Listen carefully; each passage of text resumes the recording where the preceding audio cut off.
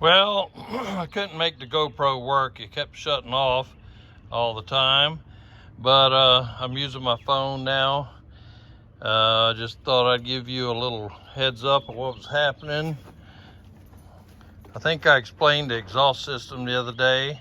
And here it is, kind of roughed in. It's not fully welded yet. Comes out around the HWH behind the battery box. The entry door is right here and the steps, so it'll come out right behind the door and the wheels.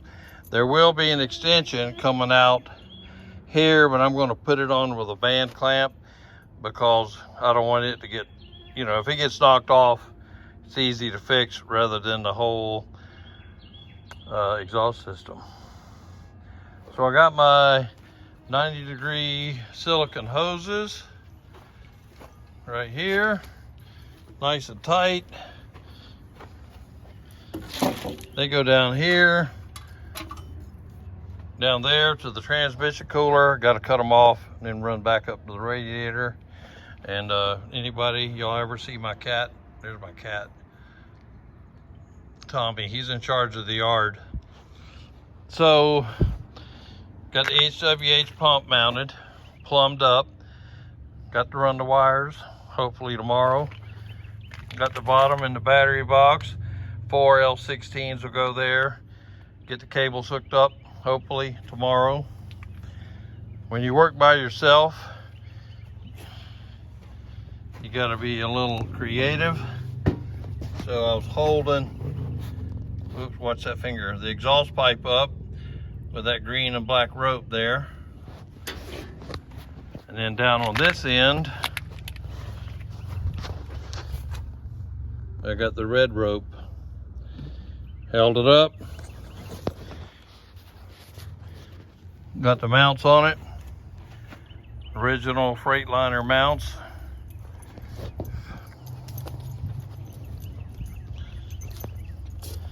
Had to lower the fuel tank so the fuel lines wouldn't hit the bottom of the bus.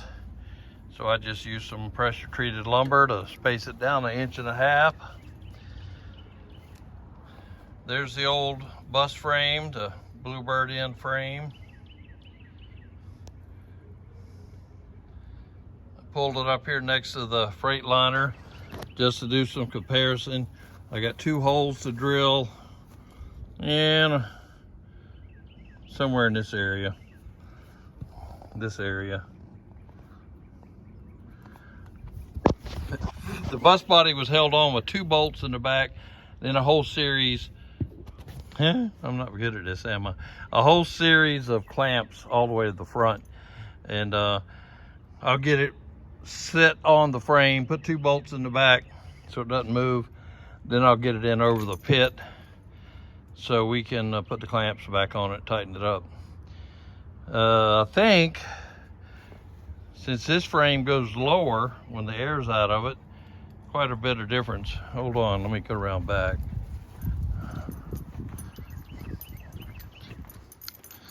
Difference in heights. That's steel springs, this is air ride, and when I took the weight of the body off, it came up quite a bit.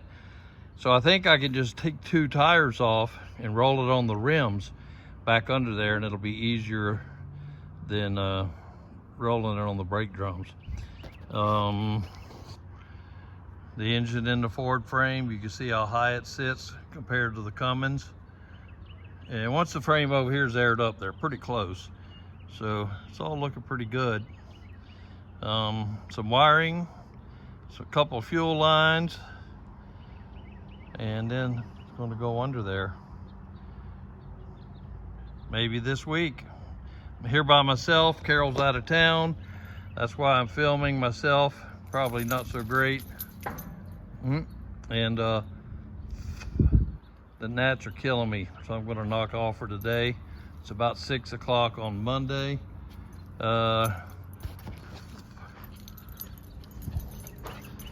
Here's the end where I cut all the firewall out. And there's the floor. That's a factory notch. It didn't need one that big, but they plated it over. and I'll do the same. The firewall will move back to about here, only 6 inches, about 6 inches is all I need to clear the longer engine. Don't worry about the bus falling. Everybody's worried it's not going to stay up. 2 of us were in it today walking around. It didn't move at all, so it's all good. I'm going to try to put the frame back under all by myself since Carol's not here, and I'm going to do it this week.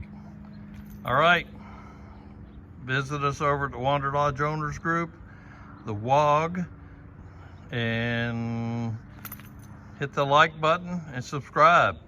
Come on back. See you down the road.